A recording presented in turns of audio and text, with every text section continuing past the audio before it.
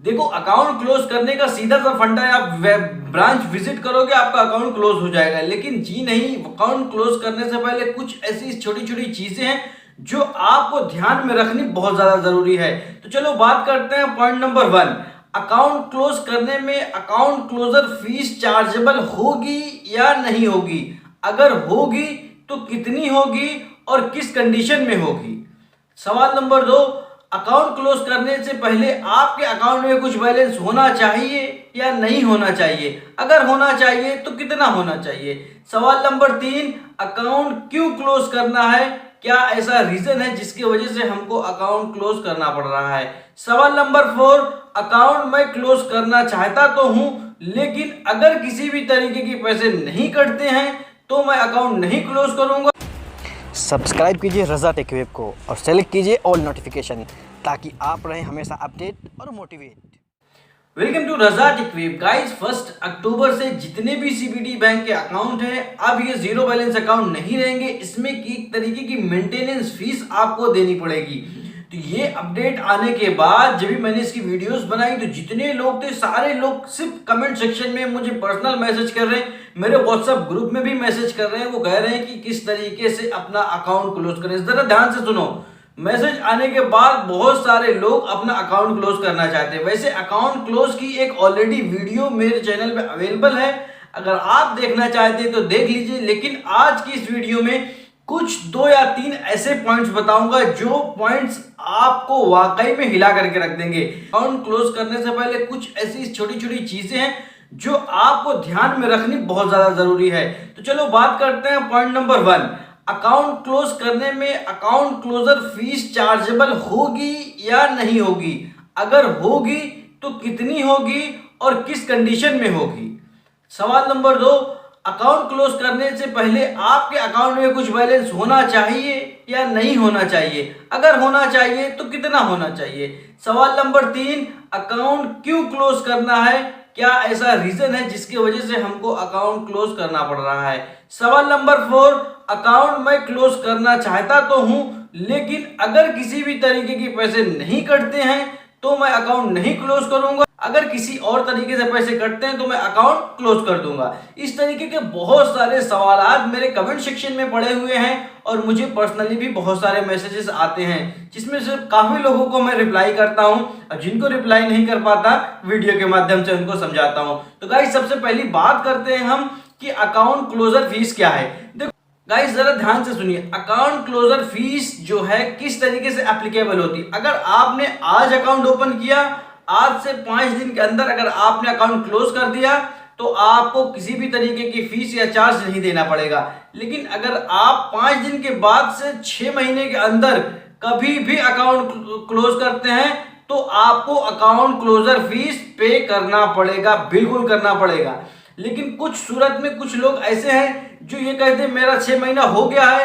अगर उन लोगों का 6 महीना हो गया जिन्होंने अकाउंट ओपन किया था, अगर वो अकाउंट क्लोज करना चाहते हैं तो वो पूरी तरीके से क्लोज कर सकती हैं, किसी भी तरीके की कोई भी इश्यूज नहीं होगी।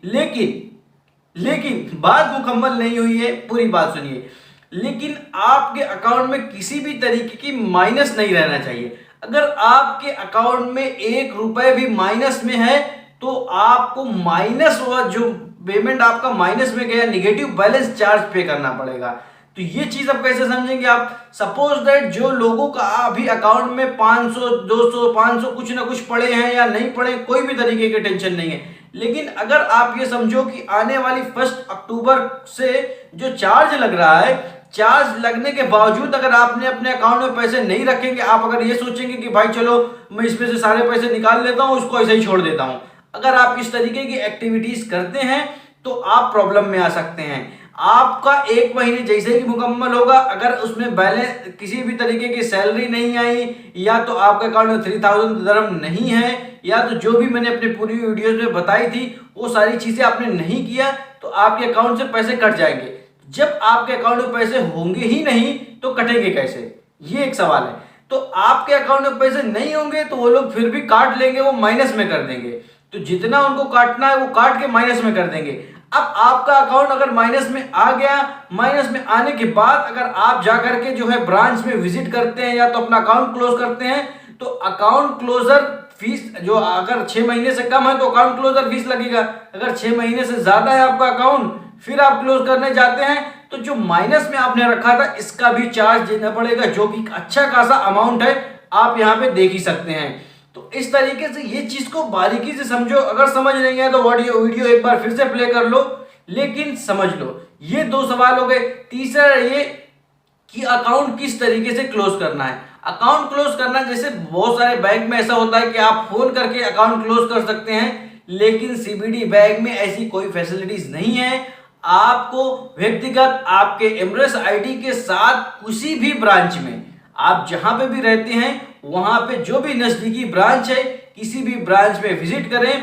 विजिट करने के बाद वहां पे जाकर के अपना जो है डेबिट कार्ड सरेंडर करें, फिर जाकर के जो है आपका अकाउंट क्लोज होगा। आप किसी भी तरीके से फोन कॉल से या तो ईमेल से अकाउंट क्लोज नहीं कर सकते हैं, जरा ध्यान से समझ लेना।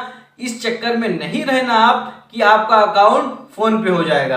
आपको थोड़ा सा वक्त निकाल करके बैंक जाना है और जाने के बाद आपका अकाउंट क्लोज करना है। चौथी और सबसे आखिरी कंडीशन ये कि आपको अकाउंट क्यों क्लोज करना है। देखो हम सब यहाँ पे मुलाजिम हैं, हम सब छोटे थोड़े बहुत पैसे कमाते हैं। अगर हमारे अकाउंट से हर महीने 15 दिरहम अगर कट रहे हैं, 15.75 एक्चुअली विथ वैट है, तो 15 दिरहम अगर हमारे अकाउंट से हर महीने कट रहे हैं तो ये फिजूल के पैसे हम क्यों दें। इस वजह से कुछ लोग अकाउंट अपना क्लोज करते हैं। लेकिन मैं एक चीज और बताना चाहता हूं, अगर आपके पास किसी भी तरीके की मेजर सोर्स है तो अगर आप ये 15 दिरहम बेयर कर सकते हैं तो आप अकाउंट रखिए।